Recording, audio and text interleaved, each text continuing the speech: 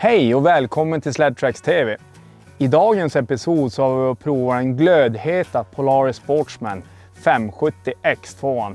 En maskin som är fullspäckad med nyheter och massa finesser. Idag har vi testat den både i skogen med lite arbete och sen även här ute på en hästgård. Och ja, ni kommer få höra vad vi tycker om den. Det har varit riktigt spännande. Men innan vi drar igång dagens episod så vill vi rikta ett stort tack till Torch Motorservice uppe i Bredåker.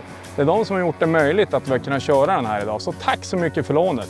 Men nu hörni, nu drar vi igång. I've always dirtied everything that I found. Say no difference, so look at you now. And baby, cut yourself loose. Save all the things that I said that night. Playing it cool, but I never got it right. Baby, cut yourself loose. I was mesmerized by your eyes. Keep me up every night. Keep me up every night. Förutom en ännu snyggare uppdaterad design med bland annat jäkligt fräcka LED-lysen så är ju faktiskt hela chassit uppdaterat. Ramen är mer än dubbelt så stark, vilket borgar för att den här klarar ganska hårda arbeten. I framvagnen sitter det dubbla förvällda A-armar för att klara hinder bättre så att du får bättre markfrigång. Och när vi är ändå inne på markfrigången så har man ju även jobbat med dämpningen. Så man har bearbetat dämpningen så att den ska bli behagligare att köra med. Plus att man har höjt markfrigången även bak på den här. Så att i det stora hela så är ju Sportsman 570 X2 en ännu mer komplett maskin än vad den gamla modellen var. Ifrån förarmiljön så känns X2 väldigt modern.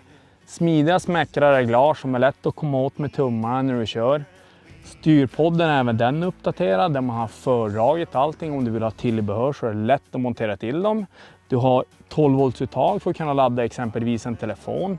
Man har även ett uttag för en snabbladdning till batteriet från fyrhjulingen som man kan köpa till, så det är bara plug and play, extremt enkelt.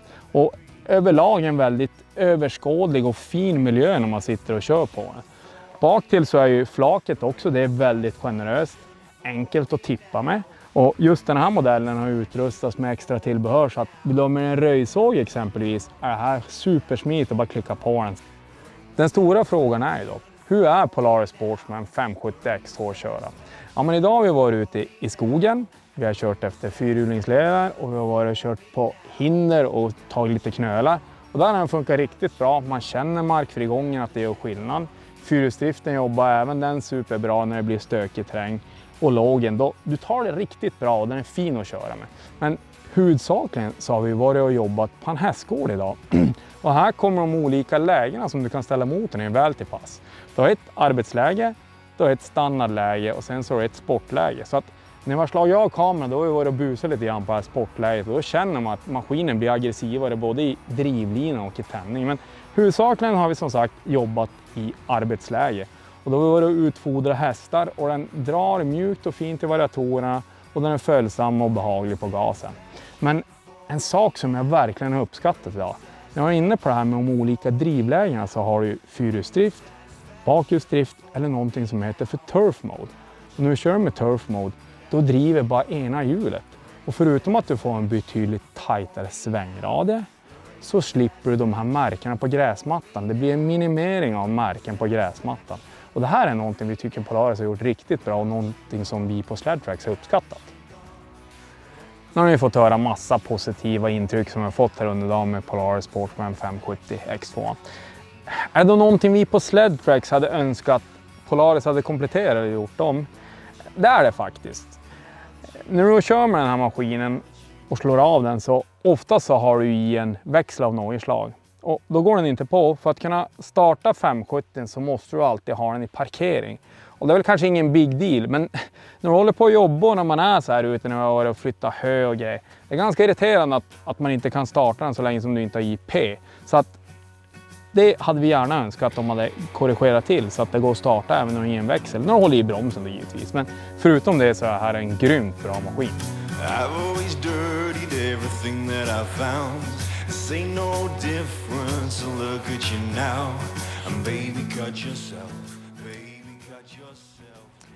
Hoppas ni har gillat dagens episod från Sledtracks TV. Vi har verkligen haft trevligt med Polaris Sportsman 570 X2 här. Och det hoppas jag ni har sett också. Men hörni, kom ihåg att följa oss på sociala medier såsom Instagram, Facebook, YouTube och givetvis också på sledtracks.se och sledtracks.no. Se nu till att ha en grym sommar och följ alla episoder som kommer släppas här från oss. Ha det bra ni!